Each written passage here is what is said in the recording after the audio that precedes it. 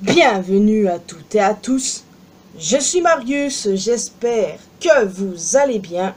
Alors je vais vous parler du dernier show de la TNA, Victory Road. Et sachez que de base, j'hésitais à faire une vidéo là-dessus. Pourquoi? Eh bien parce que ce n'est pas un pay-per-view à proprement parler. Et du coup j'hésitais vachement parce que les résultats étaient vachement prévisibles. Ouais bah en fin de compte, pas tant que ça voyez-vous. Et j'ai changé d'avis parce que j'avais envie de dire certaines choses, des choses qui m'ont notamment dérangé. Donc nous n'allons pas perdre un instant et tout de suite rentrer dans le vif du sujet. Je vais skipper évidemment les matchs pré-show parce que ce qui nous intéresse ici c'est la carte principale. Alors déjà je ne sais pas pourquoi nous avoir mis le match des Hardy Boys en opener. Le match n'était pas dégueulasse, non, en vrai, c'était un peu mieux, je dis bien un peu mieux entre guillemets, que ce que j'imaginais. Parce que bon, les Hardys, c'est plus trop ça. Et du coup, on en parle de la prestation de l'équipe adverse. Bah, c'était pas mauvais, et en fait, Adi Francis, il m'impressionne. À la WWE, c'était pas trop ça, pour être honnête avec vous, il était très bien impressionné, et j'ai trouvé qu'il a fait de bonnes choses malgré son gabarit. Très honnêtement, c'était vraiment cool à voir. Clairement, le match, bon, il n'était pas extraordinaire, mais il est passable. Les Hardy, bon, honnêtement, pour le coup, ça allait. Même si j'aurais préféré que ce match ne soit pas l'opener, vous voyez. En tout cas, on sait quelle sera la suite pour les Hardy Boys. Pour moi, c'est assez évident. Il est assez évident qu'ils seront les prochains challengers pour les titres par équipe. ABC ont perdu leur titre contre The System, Eddie Edwards et Brian Myers. Et ça, j'avoue que sur le coup, ça ne m'a pas plu. Mais après, j'étais en mode, ouais, ils ont gagné pour les reperdre ensuite à Bound for Glory. C'est clairement ce que je pense. The System contre The Hardys à Bound for Glory. C'est assez évident pour moi et ils les perdront à ce moment-là. Je peux comprendre pourquoi ils n'ont pas mis les Hardys contre ABC. Mais je suis quand même dégoûté parce que ABC c'est quand même mon équipe préférée à la TNA depuis le départ des Motor City Machine Guns. Donc du coup ça me fait totalement chier j'avoue. Parce que je trouve que ça fait un petit peu ping-pong.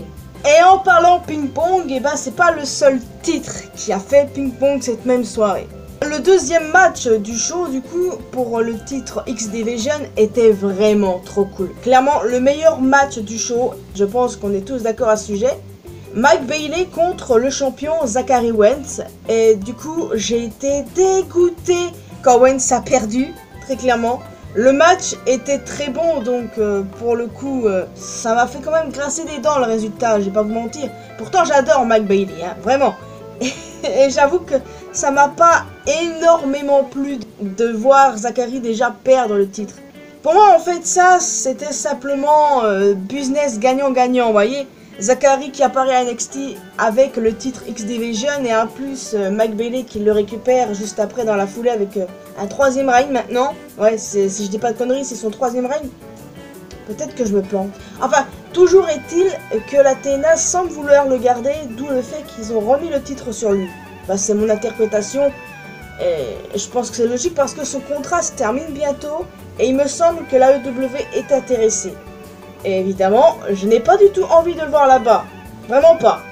Enfin bon, voilà, le match était très cool, et même si ça m'a fait grincer des dents, parce que le titre, bah, il joue quand même un petit peu au ping-pong, on pardonne, n'est-ce pas? À un moment donné, il était censé avoir Matt Cardona et Steph Delander contre PCO et Rhino. Du coup, le match n'a pas eu lieu puisque Steph Delander a annoncé qu'elle est blessée à la nuque et qu'elle sera absente pendant un long moment, vers 6-10 mois. Ouais, ça fait chier. C'est bizarre parce que rien n'indiquait qu'elle s'était blessée, à moins que j'ai loupé quelque chose. Rien ne laissait présager qu'elle était blessée. Et c'est triste, vraiment triste. En tout cas, toujours est-il que Steph a été escorté par PCO en backstage, ce qui fait que Matt Cardona en a profité pour attaquer Rhino. Bien évidemment, on connaît Cardona. Non mais vraiment, ça me fait suer cette histoire-là. Je suis triste pour Steph.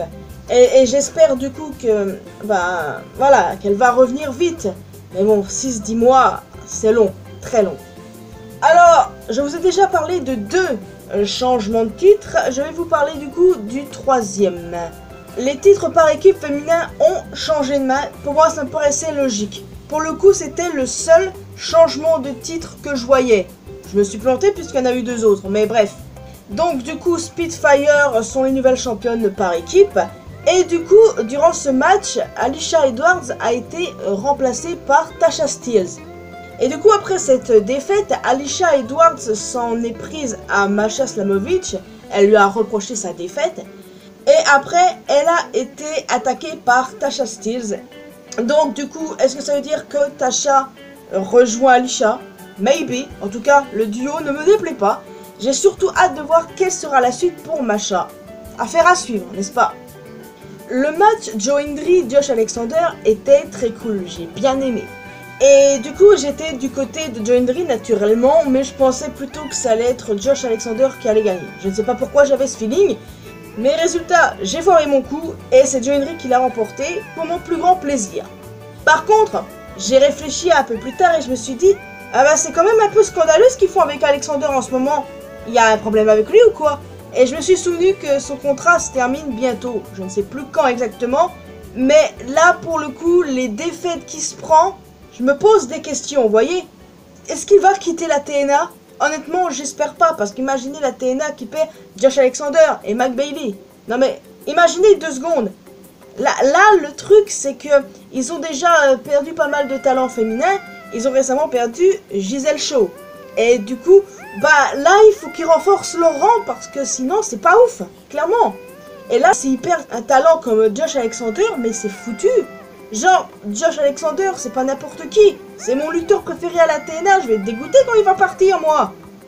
Alors, ils le font perdre parce qu'ils savent pas s'il va re-signer ou non, j'imagine, mais j'espère vraiment qu'il va quand même rester, hein. Vraiment. Donc, tout ce que j'ai à dire, le match était cool et voilà, ça m'inquiète un peu pour la suite concernant Josh Alexander. À un moment, il nous a fait une ref à All Ego et Tan Page. J'espère vraiment qu'ils vont pouvoir se retrouver vite fait à NXT. Ouais, franchement, j'espère. Oui, rappelez-vous, ils ont été en équipe il y a très longtemps de cela. Et ouais, des retrouvailles, moi je suis totalement pour. Un autre match bien sympathique pour le titre Knockout, Jordynne Grace contre Wendy Choo, superstar de NXT. Le match était sympa, oui. Je ne dirais pas qu'il était extraordinaire, c'est un match propre. Juste dommage que le public était endormi. Mais sinon, ça va, c'était sympa. Et victoire logique de Jordynne Grace. L'après-match était intéressant parce que Rosemary est ensuite intervenue. Elle a attaqué Jordynne Grace après le match. Et la championne est restée KO au milieu du ring et les 2 autres sont partis. Je tiens à dire que j'aime beaucoup le duo Rosemary-Wendy Choo. Vraiment. Et j'ai hâte de voir ce qu'elles vont nous faire. En vrai, je ne suis pas contre les voir toutes les 2 championnes par équipe à la TNA. Alors, est-ce que la WWE va vouloir que l'un de leurs talents soit champion à la TNA? Affaire à suivre. Mais très honnêtement, c'est un scénario qui ne me déplairait pas du tout. Je vous le dis tout de suite. Rosemary et Wendy qui causent le chaos à NXT à la TNA, moi j'achète. Déjà, ce mardi à NXT, elles vont affronter Lyra Valkyria et Tatum Paxley. Donc du coup, j'aimerais bien qu'à la TNA, elles deviennent championnes par équipe. Peut-être que je rêve de trop comme souvent, mais ça serait bien. Et enfin, le Main Event, Nick Nemeth contre Moose. Alors, quand The System ont récupéré le titre par équipe, moi j'ai commencé à m'inquiéter, à me dire, les gars, on ne va pas repartir pour The System champion à nouveau quand même. Non, non, non, on a assez donné avec eux, oui. Déjà que j'ai été dégoûté quand les 2 autres ont récupéré les titres tag, et bah là j'étais en mode, les gars, j'aime beaucoup Moose, mais quand même, non. Et Dieu merci, c'est pas ce qui s'est passé.